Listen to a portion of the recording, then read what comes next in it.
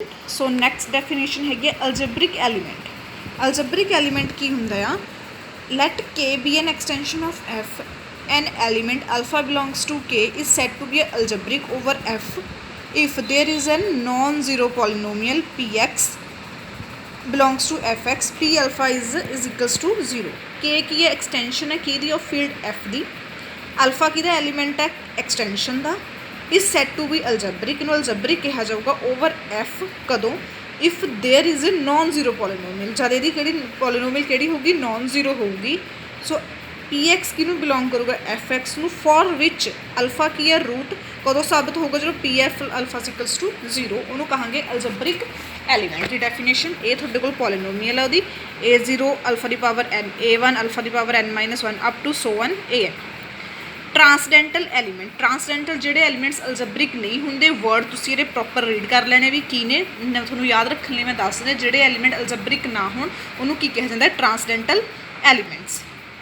मोनोइक polynomial, monic का मतलब होंगे one, a non zero polynomial F X belongs to F X is said to be monic polynomial over F then leading coefficient, the leading coefficient of highest power is 1, जो leading coefficient होगा वो highest power 1 होगी, उन्होंने कहांगे monic polynomial.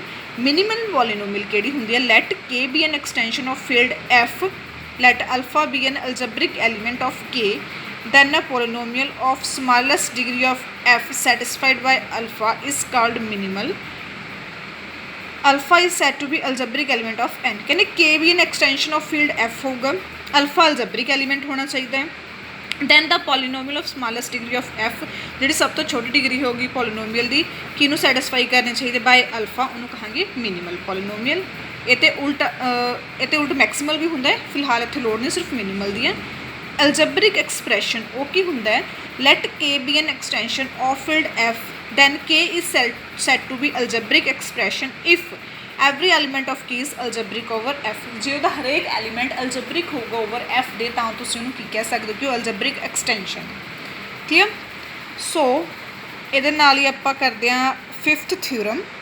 So let K be an extension of field F, alpha किनूं belong करदा K नूं, algebraic over F आ, पी नूं पी एक्स एक पॉलीनोमियल लैट करने तुसीं जिहड़ी मिनिमल होगी ओवर एफ दे, अगर वो मिनिमल आ फिर P x is a reducible over irreducible over f।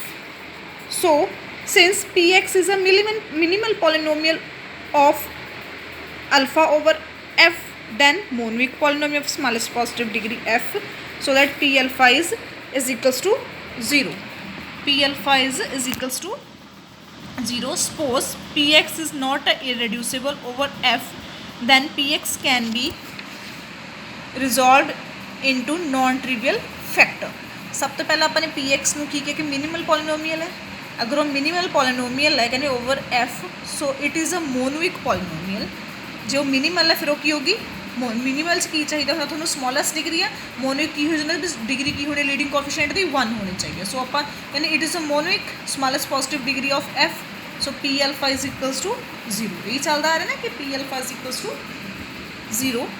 सो उसके बाद let P X is equals to P1x and P2x, P1 and P2 दो पॉलीनोमियल्स ने साडे कोल पॉजिटिव डिग्री दियां, Fx each of them degree less than that of Px, Fx degree के दोनों तो पॉलीनोमियल्स तो कट। सो P अल्फा आप मान के चल पे, P alpha is equals to P1 alpha and P2 alpha, P alpha is equals to 0। So equals to 0 ਜਾਂ ਤਾਂ ਆ 0 होगी ਜਾਂ अलजेब्रिक एक्सप्रैशन के अकॉर्डिंग, ਜਾਂ आ वाली टर्म 0 होगी, जो दो ही जीरोज हो गए तो फिर तो खत्म ही हो गया गल है ना, पर ਜਾਂ आ होगी ਜਾਂ आ होगी मन के चल पे आप कहने either alpha is a root of P1x, ਜਾਂ ਤਾਂ ਇਹਦਾ रूट है ਜਾਂ फिर P2 का रूट है, दोनों च एक का रूट होगा। Px is a not a minimal polynomial of alpha because degree of P1x is less than of degree of P2x, दोनों च Px एंड डिग्री क्योंकि दो ही मल्टीप्लाई की बराबर है Px से, सो Px की डिग्री बड़ी होगी, ਜਾਂ तो P1 तो बड़ी होगी, एक तो भी बड़ी होगी। सो Px is a minimal polynomial of alpha over f, therefore assumption of Px is a root irreducible is